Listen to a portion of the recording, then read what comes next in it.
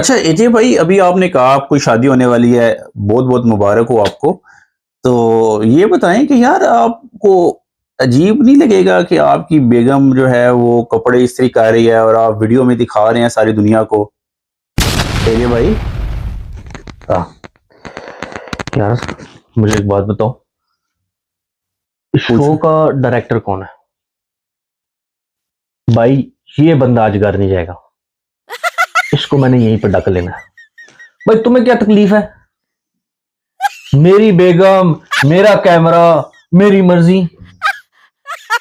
इतने करोड़ वहां उसको देख रही है, किसी को तकलीफ नहीं है, वो एंजॉय करेंगे। उसमें मैं बेगम थोड़ी दिखा रहा हूं। मैं तो उस चीज को प्रमोट कर रहा हूं कि कैसे घर में जो है वो कैसे काम बटा जाता है टुगेदर।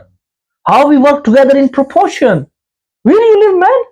कौन सी आप जमाने में रह रहे हो यार? 2024 है। मर्द और औरत इक्वल इक्वल है भाई।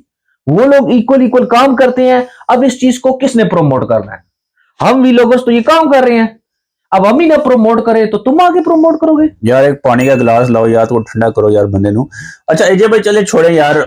आप ये बताएं मुझे सॉरी। कि आप जब बीमार होते हैं आप उसकी भी वीडियो बनाते हैं, तो आपको नहीं लगता ऐसे कि मतलब बीमारी की हालत में वीडियो बनाना, क्या व्यूअर्स को पसंद है आपका बीमार होना?